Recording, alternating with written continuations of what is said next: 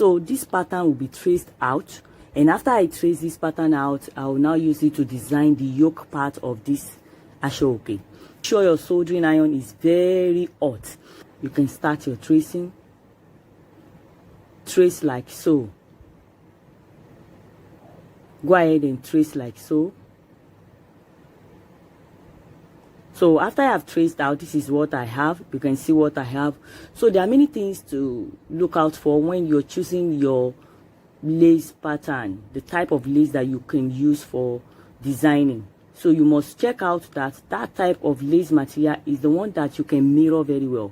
Like the one you're seeing now, I am tracing this part out and I'll be using it to design the center front. I mean the yoke part of the center front. You can see how this is. One will work for the right side and one will work for the left side. It is a kind of pattern that you can mirror it very well. I hope you understand what I'm trying to say. Because so this type of pattern can be easily mirrored. See the one I'm using for this part now. If I go for another one that looks like the one I'm holding and I place it on the other side, it will not work.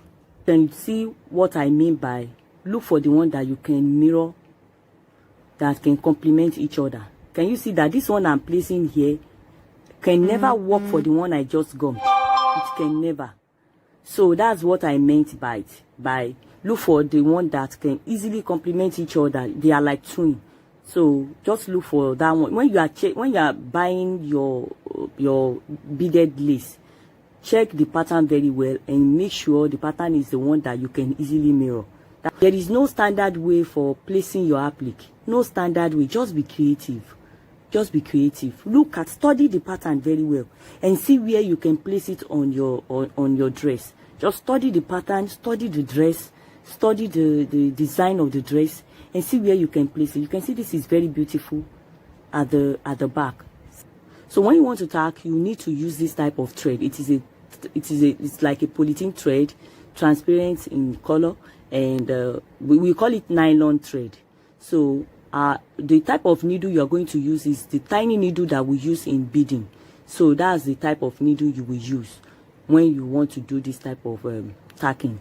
So tacking makes your work, it gives you this confidence that the applique will not pull off at any time.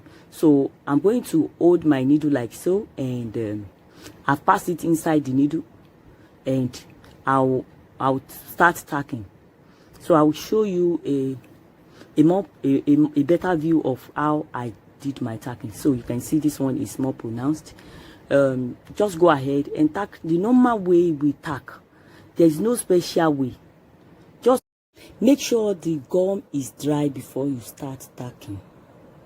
It's very, very essential, because if the gum is not dry, the needle will not move freely in between the applique and your mesh.